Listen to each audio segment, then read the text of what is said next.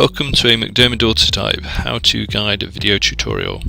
In this guide we will look at some of the tips and tricks for manually coating plus emulsions. Firstly, always wear the appropriate safety equipment when handling any emulsion. Use scissors or a sharp knife to open the diazo powder sachet. Hold the sachet close to the surface of the emulsion to prevent the powder becoming airborne, and make sure that you empty out all of the diazo powder. Gently fold in the diazo powder, as this will also help to prevent it becoming airborne. You now need to thoroughly mix in the diazo into the emulsion.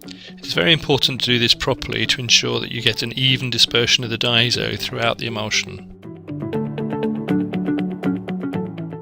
You will see that the emulsion takes on an even colour when all the yellow sensitizer is mixed in properly. Leave the emulsion for at least 12 hours after mixing to allow the air bubbles to come out. It is always good practice to write the date the emulsion was sensitized on the container.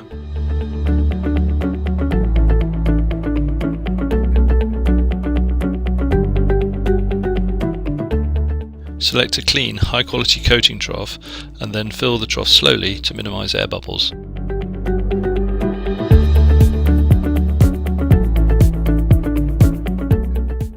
Remove the excess emulsion from the lip of the container with a damp cloth, otherwise it could contaminate the emulsion with bits next time it was opened.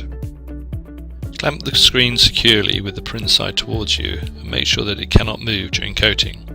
Apply the initial coat to the print side using firm pressure and a slow speed.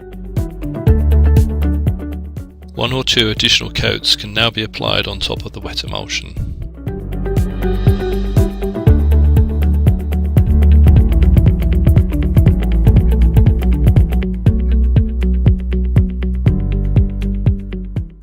Turn the screen around and clamp it securely with the squeegee side towards you. Now apply 1 or 2 coats of emulsion from the squeegee side.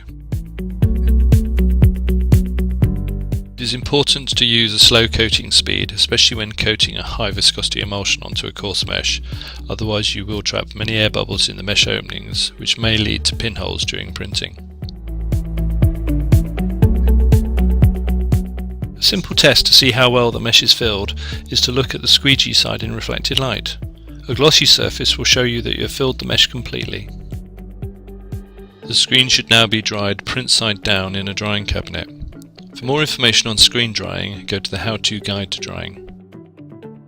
If the highest print definition is required, then additional face coats may be applied to the print side after the base coat is fully dried. For more information on plus emulsions or any MacDermid Autotype product, please go to our website, macdermid.com/autotype.